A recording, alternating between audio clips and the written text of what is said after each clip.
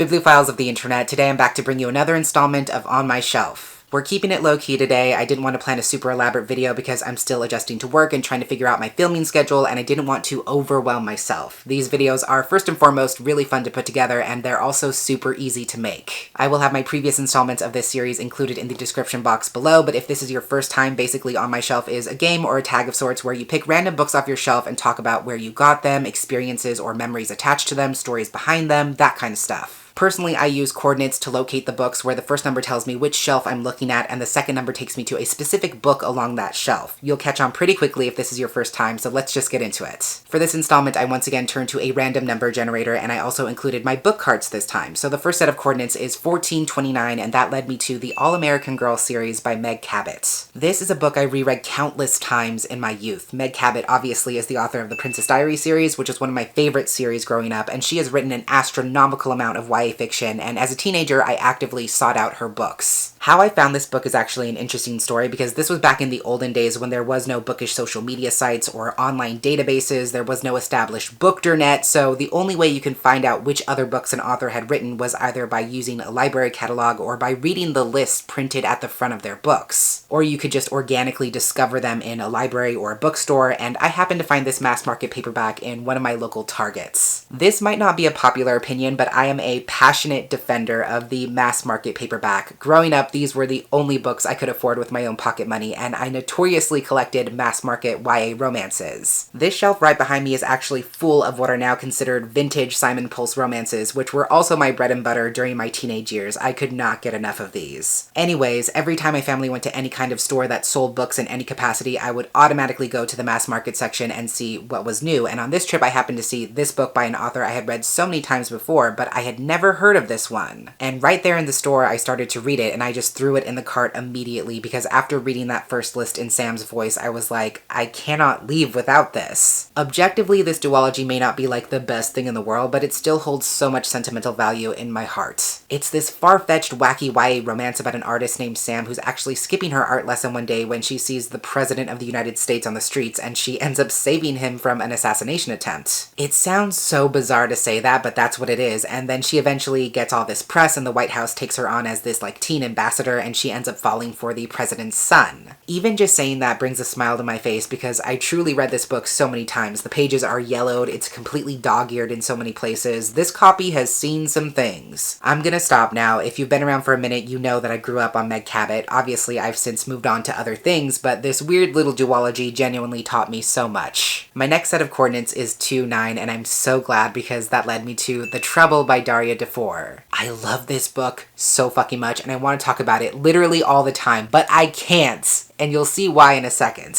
I believe I found this book because I blew through S.A. Chant's backlist and I became obsessed with them, and I found out they hosted this podcast called The Hopeless Romantic. That show has since come to an end, but I believe it's still available to listen to, so if you can access it, I highly recommend it. And that podcast was produced by one of the co-hosts, Amanda Jean, and Daria Dufour, so in their discussions about romance stories, S.A. Chant and Amanda would often shout out Daria's work. Both S.A. Chant and Daria Dufour were published through Less Than Three Press, which was an amazing independent queer press that I loved so much, but has sadly gone defunct since. They were the original publisher for Peter Darling and also for The Trouble, so when S.A. Chant recommended Daria's book, I was like, yes, I am going to immediately read this. The Trouble is, for lack of a better phrase, an aromantic romance. It is the story of a deeply intimate relationship between an amatonormative person and an aromantic main character, and it is everything. It's about Danny Kim, who's the aromantic frontman of this indie rock band in Seattle, and one day after their set he gets a bit drunk and messy and starts hitting on this super hot guy, only to find out later that he's actually the TA for his accounting class. I am genuinely mad about how great this story is because it's a beautiful representation of how aromantic people are worthy and deserving of having intimate relationships without having to change themselves or justify themselves, and how aromanticism is not this insurmountable challenge. As an aromantic person myself,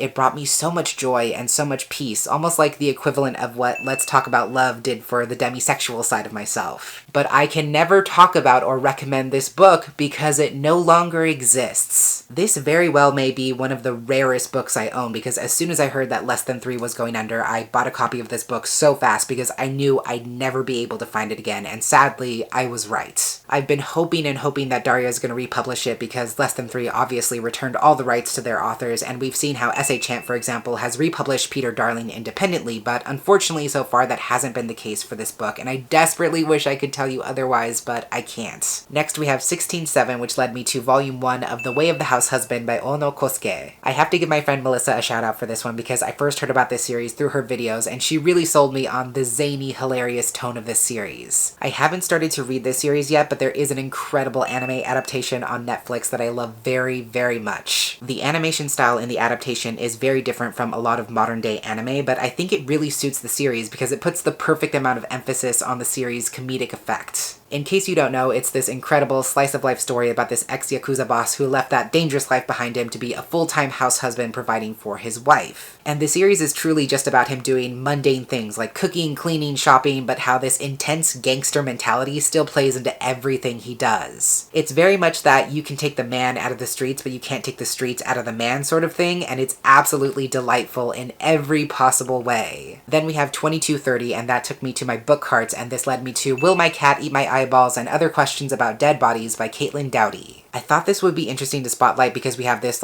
Twitter group chat that's full of people who met through BookNet Fest, which you may recall I attended as a speaker in 2019. There's a bunch of us who were sharing rooms together, so the chat was created for logistic purposes. It has since devolved from that, of course, and for the past few years we've been doing gift exchanges around the holidays. It started out as Secret Santa, as these things often do, but then Kathy from Kathy Trithart found this hilarious typo printed in a local newspaper, I believe, that was advertising Secret Satan, so now we call them Secret Satan gift exchanges. In 2020, one of my friends, Sarah, was my Satan, and she went through my satanic wish list and sent me this. Caitlin Doughty is one of my favorite nonfiction authors. She is a mortician and does a lot of work in both writing and on YouTube to forward the death positivity movement and basically demystify death processes, beliefs, and practices. I highly recommend her work. I've read both of her previous books, and this is a paperback copy of her latest one, which is done in more of a Q&A style where she endeavors to answer some of the weirdest, strangest questions she's ever gotten about death, and I can't wait to read it. I'll try to get some pictures in there as well, but there's also these really incredible illustrations done by Diane Roos, which are absolutely incredible all throughout the book, and I think they look fantastic. And lastly for today is 114, which took me to The Sound of Stars by Alicia Dow. I have so many fond memories with this book. I read it back in 2020 in preparation for my interview with Alicia Dow, which obviously is a conversation I hold very near and dear to my heart because she is so incredibly kind and thoughtful and just a wonderful human. The way that interview came to be was really interesting because it was for Quarantine Pages, of course, and I have to give all my love to Anjeri because she not only organized the entire group, but she also arranged this interview specifically and got in touch with Alicia, and then she graciously offered it to me once Alicia had officially said yes. It all started with the Social Distance Book Fest, where a bunch of us were watching this live panel with all these SFF debut authors from diverse backgrounds. So there was Alicia Dow, Namina Forna, Shveta Thakrar, Romina Garber, and Aidan Thomas. And Jerry and I were both in the live chat for that panel, and we just fell in love with Alicia's personality immediately. She is so passionate, excited, and deeply knowledgeable when it comes to books. There was this part of the panel where the authors were recommending books that they were looking forward to or that they had read recently, and she was just so relatable in that she couldn't stop herself from listing off 10,000 books. Right then and there in the live chat, and Jerry and I were like, we have to have her on Quarantine Pages, and we made it happen. I'm pretty sure Jerry got in touch with Aidan after that panel as well, because that's the other big memory I have attached to this book, because Aidan kindly joined us for Silent Reading Hour before their interview, and I vividly remember that I was reading The Sound of Stars on that day. I wasn't absorbing any of it. I had to go back later and reread everything I had read during that hour because none of it registered. I was so excited for the interview, but that's another good memory I have attached to this sensational book.